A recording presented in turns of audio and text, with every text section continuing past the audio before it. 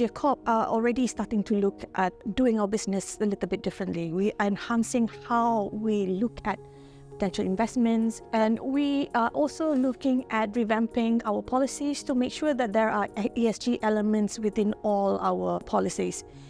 Therefore, it gets us to start thinking about what are the impacts, what are the risks when we look at new businesses, when we start new projects, and when we basically do what we do. Thanks, Zai, for being part of the corner office.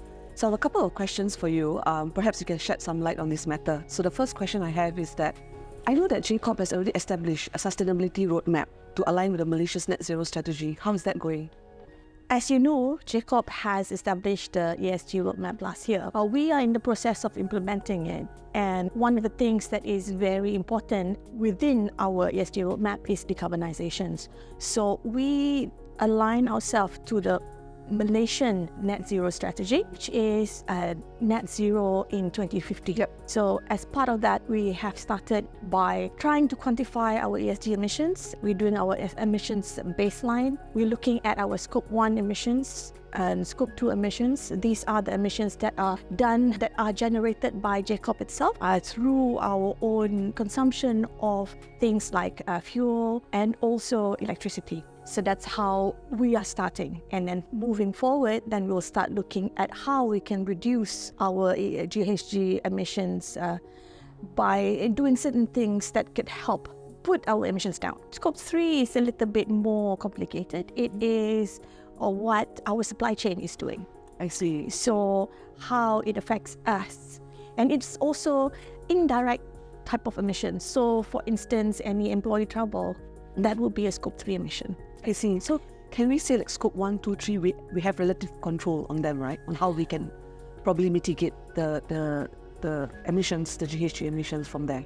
Yes, we have some influence over scope 3, but scope 1 and scope 2 are the things that we can directly control. Yeah, okay.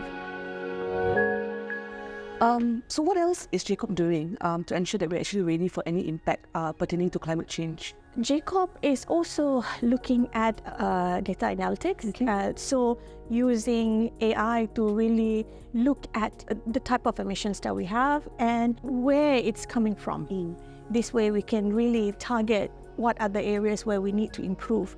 And this is not just on JCorp itself, but also on the investment company. So we will be able to see where our major emissions come from and therefore take steps to actually control them if possible. Or if not, then we look at what else we can do to make sure that we reduce the emissions. Okay. So moving on to the next question, what else are we doing in JCorp internally to make sure that we walk the talk on sustainability? Good question, because we in JCorp are already starting to look at doing our business a little bit differently. We are enhancing how we look at potential investments.